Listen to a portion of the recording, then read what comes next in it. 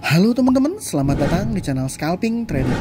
Di video kali ini saya akan sharing ya ke teman-teman view saya terkait harga saham DKHH ya, saham yang baru listing di tanggal 8 Mei 2025. Jadi saya kontennya sendiri saya buat di tanggal hari ini, hari Senin tanggal 12 Mei 2025 ya. Hari ini tanggal merah, hari raya Waisak ya teman-teman. Jadi selamat buat teman-teman yang merayakan gitu ya.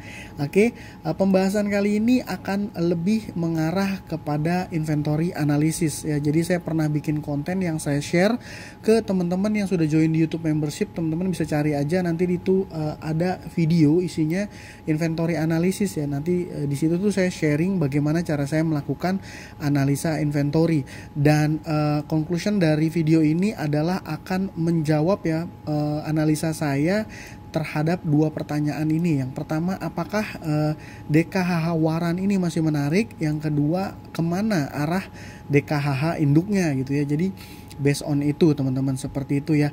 Jadi sebelum saya masuk ke pembahasannya, disclaimer on, pertama saya tidak membahas emiten berdasarkan kinerja perusahaan ya. Jadi saya hanya membahas pola pergerakan saham pasca listing ya, pasca IPO. Dan penyebutan broker ya, broker yang digunakan juga tidak mengarah kepada broker itu sebagai sebuah perusahaan, sebagai sebuah institusi, tapi lebih kepada pola pergerakan player ya, pelaku pasar yang menggunakan broker tersebut ya. Jadi seperti itu. Ini tujuannya untuk sharing-sharing aja gitu ya teman-teman.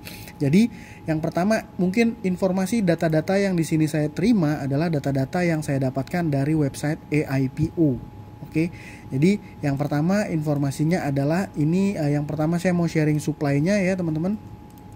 Ya, supply-nya saham DKHH ini ya, saham yang ditawarkan sebesar 5,3 juta lot.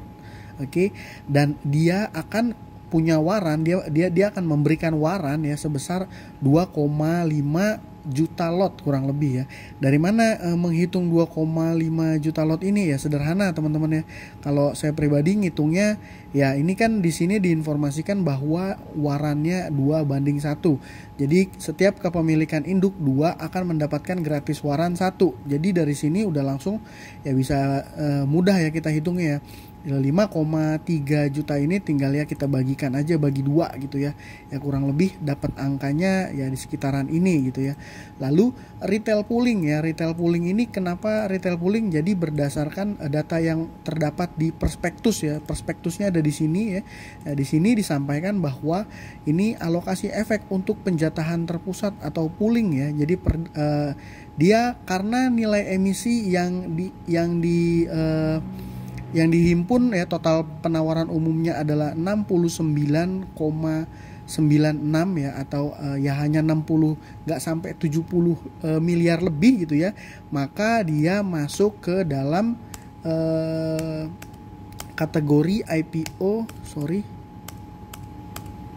Nah, dia masuk kategori golongan penawaran golongan 1 ya, yang mana persentase alokasi sahamnya untuk EIPO sebesar 20 miliar ya, setara setara dengan 28,95% dari yang beredar gitu ya, dari jumlah saham yang ditawarkan. Jadi ya saya coba hitung dari 5,3 juta sebesar 28% ya, artinya yang dialokasikan ke retail itu sebesar 1,4 juta lot gitu ya, 4, juta lot. Nah, saya mau coba sharing ke teman-teman ya berdasarkan data yang saya ambil dari Broksum di iPod ya. Saya pakai iPod di sini. Dua data ini saya summary dalam bentuk Excel. Yang pertama saya akan coba bahas warannya gitu ya. Yang pertama saya akan coba bahas warannya. Nah ini. Jadi supply warannya adalah sebesar 2,5 jutaan. Ya, berdasarkan data transaksi yang terjadi yang tadi saya sampaikan saya dapat dari iPod itu ya teman-teman. Total supply warannya adalah sudah sebesar 2,2 juta lot. Ya, dari mana datanya? Ini adalah broker summary dari mulai dia listing sampai hari perdagangan terakhir di tanggal 9. Yang mana kalau kita lihat secara supply, total waran yang disuplai gitu ya, yang disuplai ke publik itu adalah sebesar 2,5 juta lot. Dan per tanggal 9 kemarin ya, tanggal 9 di hari Jumat itu sudah terdistribusi sebesar 2,2 juta lot.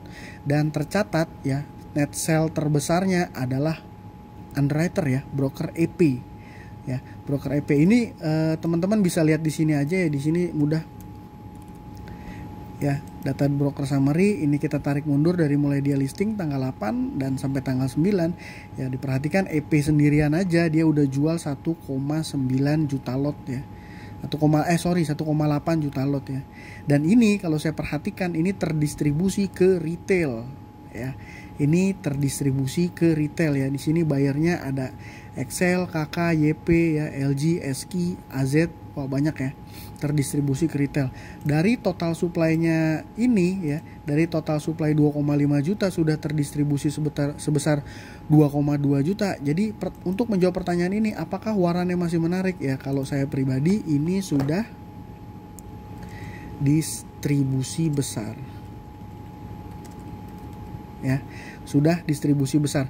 Nah, terus pertanyaannya apakah masih bisa naik? Ya bisa ya, dengan catatan harus direakumulasi ya. Jadi total yang sudah tersebar ini ya kurang lebih yang sudah diakumulasi oleh yang terdistribusi ke retail itu sebesar ya kurang lebih jumlah yang terjual ya 2,1 juta lot. Ini yang sudah terdistribusi harus dikumpulkan gitu ya. Dan high-nya ini ngeri-ngeri nih teman-teman. Excel nih dia punya buy average 38. Dia KK ada 35, YP 39, dan saat ini closing terakhir itu DKHH waran itu di harga 23 ya. Jadi teman-teman bisa jawab sendiri apakah warannya masih menarik ya. Berdasarkan data ini menurut saya sudah akan berat untuk bisa warannya naik. Oke. Yang kedua, apakah DKHH induk ini masih menarik? Wah, ini dia pertanyaan selanjutnya ya. Jadi berdasarkan data transaksi ya, di tanggal 9 Mei saham DKHH ini sempat arak ya. Dia opennya itu di arak 240 dan gak lama setelah open ini langsung ada bantingan deras ya. Kalau ngelihat dari broker flow ya, kalau kita lihat dari broker flow ini yang langsung ngebuang adalah broker EP. Ini terlihat kuning ya. Yang mana broker EP adalah broker underwriter-nya. Oke, broker underwriter-nya. Nah, jadi kalau diperhatikan total saham beredar adalah sebesar 5,3 juta lot dan 1,5 juta lotnya dimiliki oleh retail ya. Saya berasumsi nih, ini kembali saya berasumsi ya. Di tanggal 8 ya, saya tarik tanggal 8. Saya berasumsi ya. Jadi untuk ini broker di sisi seller ini ada broker AO, MG, SA, HD, AI. Ini mereka punya barang mostly cukup besar juga ya. Dia berhasil melakukan penjualan dengan valuasi cukup besar. AO 5 miliar, 2,5 miliar MG. Ini kan Kaisar ya kalau saya nggak salah ya. Buat teman-teman yang tahu aja Kaisar ya. Ya SA karena dia posting nih di story-nya ya. Ini saya berasumsi adalah retail big player ya. Dan EP sendiri dia jual 1,2 juta lot. Oke, ya EP di sini siapa? Saya nggak bisa nebak yang pasti, tapi kalau berdasarkan data pooling ini jelas udah nggak mungkin dan ini sebagai underwriter ya teman-teman. Jadi ya saya menganalisa kemungkinannya ini ya mereka-mereka yang mendapatkan penjatahan fixed allotment atau ya emitennya sendiri gitu ya. Tapi saya juga masih belum bisa melihat di sini. Seharusnya ini kalau saya perhatikan ada lock up period ya. Harusnya ada lock up period nih. Ya, dia melock up jadi saham sebesar 2 juta ini ya berbentuk warkat ya. Tapi saya nggak membahas detail ya. Intinya adalah saham DKH ini ya teman-teman, arahnya ini menurut saya sudah akan berat untuk bisa kembali ke harga di atas 200 ya.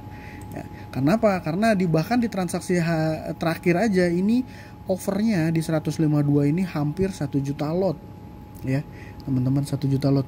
Dan ya kalau seandainya retail dapat penjatahan Retail dapat penjatahan sebesar 1,4 juta lot, ya sedangkan retail di sini yang ikut IPO baru buang 300, ya let's say 400 lot ya, 500 ribu lot gitu ya, 500 ribu ya, ini bahkan belum 1 juta lot ya. Jadi saya masih berasumsi setengah lebih dari retail ini belum exit di DKHH gitu. Jadi apakah DKHH ini akan bisa naik kembali di atas harga 200? Ya ini jujur saya pesimis ya, kan terakhir hanya 240.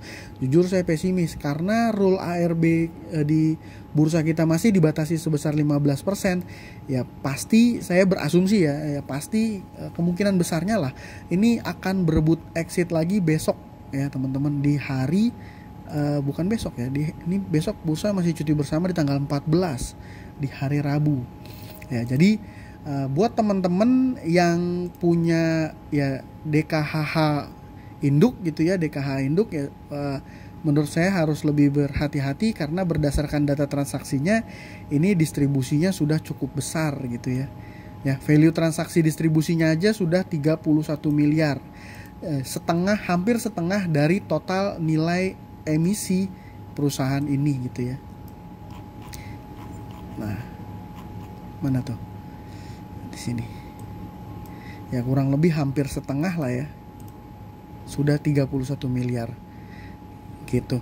Jadi ya ini saya hanya sharing aja point of view saya, apakah DKHH induk ini akan besok di hari Rabu akan arahnya akan kemana? Ya saya berasumsi akan turun ya. Jadi tinggal teman-teman ambil kesimpulannya untuk ya menentukan nanti ya kalau seandainya masih bisa exit di area 100, di atas 100 ya, di atas 100-an gitu ya, 100 something ya itu masih oke. Saya cuma khawatir kalau seandainya ya dia akan sideways di harga di bawah 100 gitu. Jadi ya seperti itu aja pandangan saya. Menurut saya ini dari mana data 31 miliar ini ya, data yang saya ambil ini summary dari total ini. Oke ya, saya summary-kan. Sorry, seperti itu ya. Saham yang terdistribusi sudah 1,8 juta lot gitu. Nah ini top buyer-nya adalah retail ya, dia beli lumayan besar di average yang lumayan tinggi. Closing 152, di sini 180-an rata-rata average by average-nya ya. Ya jadi ya saya sarankan untuk teman-teman yang memiliki DKHH induk untuk ya mempersiapkan ya di hari Rabu. Dan buat teman-teman yang belum punya DKHH induk atau DKHH waran ya better ya mungkin stay away dulu ya. Seperti itu. Ya, semoga bermanfaat. Disclaimer sekali lagi, ini hanya analisa transaksi, saya bisa salah. Saya mungkin aja saham DKHH dan DKHH waran ya besok hari Rabu naik kenceng, justru naik kenceng gitu ya, bisa aja gitu, karena ya ini hanya sebatas analisa berdasarkan inventory saham pasca listing IPO ya. Itu ya semoga buat teman-teman yang menonton video ini ya semoga bermanfaat ya untuk menentukan ya langkah ke depannya gitu bagi teman-teman pemegang saham DKHH ya. Mungkin itu sekian dari saya. Terima kasih buat teman-teman sudah menonton. Salam cuan. Thank you.